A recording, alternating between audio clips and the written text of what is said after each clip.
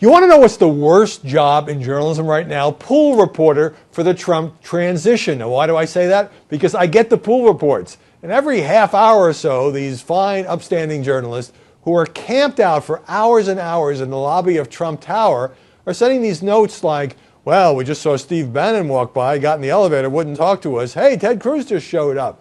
Kellyanne Conway was here. She said she didn't have much to report on the transition.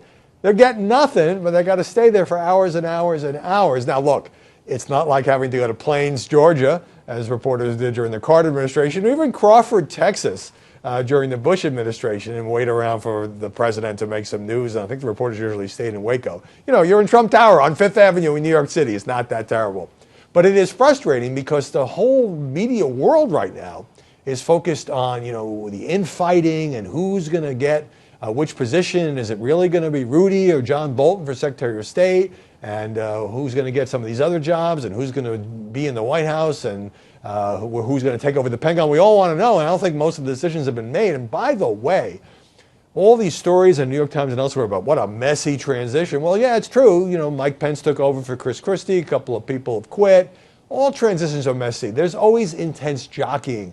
Nobody will care by January. No one will care by Thanksgiving when these key positions are finally filled.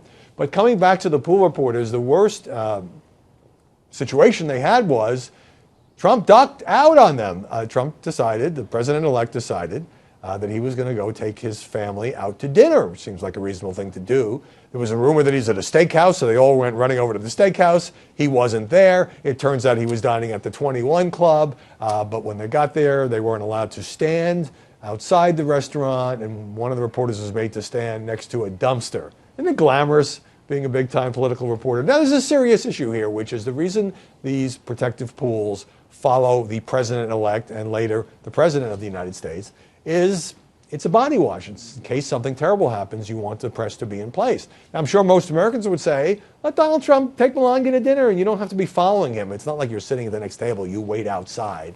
And the same thing is true. You wait outside when they play golf. You're always sort of waiting outside just in case.